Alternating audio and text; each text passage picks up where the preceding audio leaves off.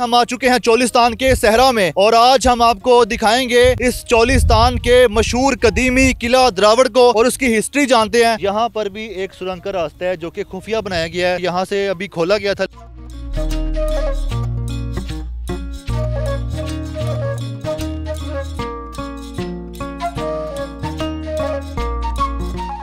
चोलिस्तान के सहरा में वाक़े इस 1000 साल पुराने कदीमी किला द्रावड़ के हम मेन एंट्रेंस पे आ चुके हैं। अगर हम इसके मेन एंट्रेंस की बात करें तो इसके दरवाजे अगर देखें तो देख के अंदाज़ा होता है कि ये कितने कदीमी है। लेकिन आपको बता दूं, इसको दोबारा रेनोवेट किया गया था अब्बासी ख़ानदान के जो आखिरी नवाब थे, नवाब सादिक अब्बासी साहब, जो कि नवाब सादिक अब्बासी 5 पंजम जिनको कहते हैं, उनकी जानिब से इसको रेनोवेट किया गया था और आज भी उन्हीं के ख़ानदान की ये मलकियत भी है। और अगर हम इसके दरो दीवार की बात करते हैं तो इसके जो दीवारें हैं वो तकरीबन 100 फुट ऊंची हैं और 1500 मीटर चौड़ी हैं।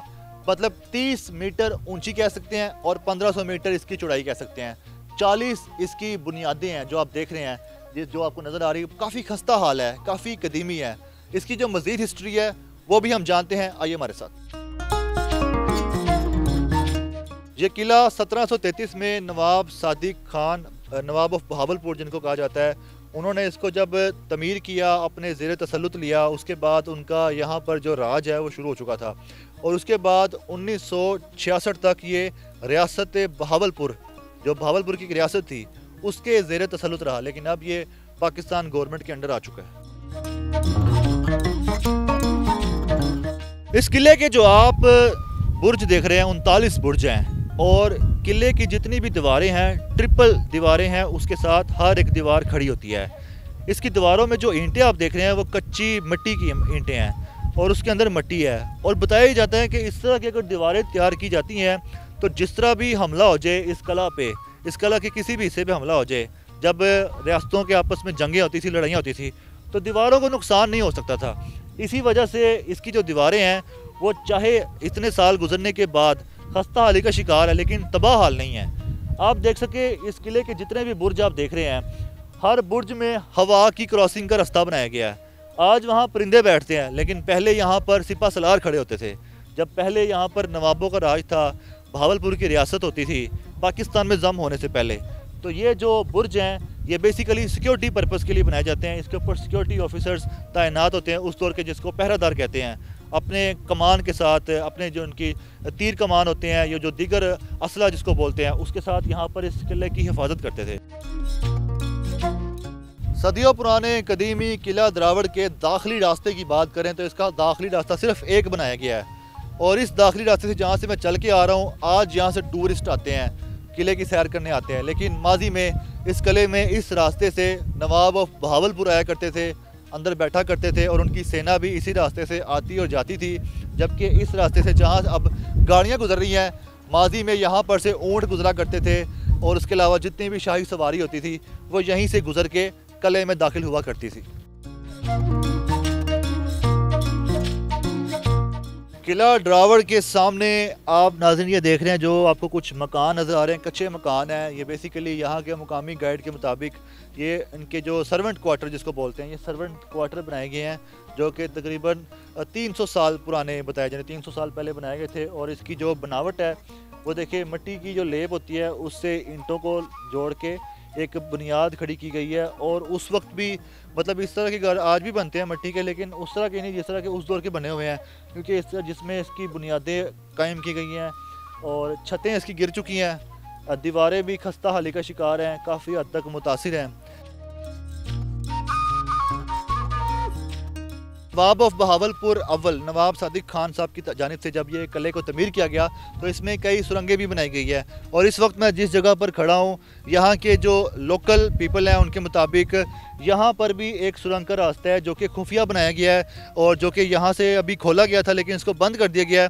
और ये सुरंगें बताई जा रही हैं, ये इसके इर्द गिर्द जितने भी शहर हैं, ख़ुसूसन इंडिया जहाँ पे तकरीबन बता रहे हैं कि 200-250 किलोमीटर के फासले पर इंडिया है, तो इंडिया में भी इसकी सुरंगें जाती हैं, यहाँ के मुकामी लोगों ने मुझे बताया। और इसके अलावा ये जो पाकिस्तानी पंजाब है उसके अंदर भी काफ़ी दूर तक सुरंगें निकलती हैं।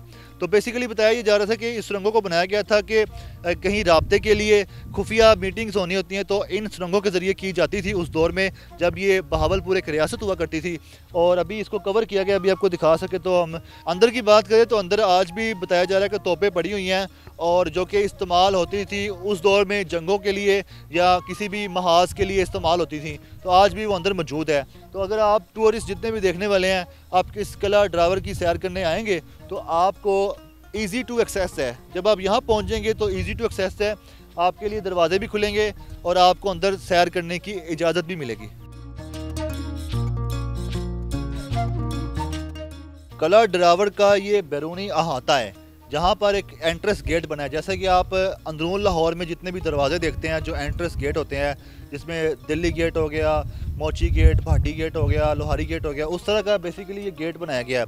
और इस गेट के ऊपर आप देख रहे हैं चांद और तारा बना है ऊपर की तरफ मुँह करके, जो कि बहावलपुर की जो रियासत थी उसका जो परचम था या फ्लैग था उस पर भी इस तरह का चांद तारा बना हुआ करता था, जो कि ऊपर की तरफ उसका मुँह होता था, उसका रुख ऊपर की तरफ होता था। इसके अलावा जो इसके दरो दीवार हैं वो भी दिखाएं तो उस पर भी एक आर्किटेक्चर आपको नज़र आता है जो रिप्रेजेंट करता है कि 18वीं सदी में या 1733 में जब इसको बनाया गया था तो उस वक्त का आर्किटेक्चर कलर क्या हुआ करता था। और इसके अलावा जो इसके दरवाजे हैं तो दरवाज़ों की एंट्रेंस वैसी जैसे कि एक मुस्लिम आर्किटेक्चर की होती है। दरवाजे की बात करें तो इसका जो दरवाज़ा है वो लकड़ी का दरवाज़ा है और उसमें भी लोहे की नोकें लगाई गई हैं जो कि सेफ्टी पर्पज़ से लगाई जाती हैं ताकि कोई बंदा इस दरवाजे को तोड़ ना सके और इसको नुकसान ना पहुँचा सके और अंदर ना आ सके।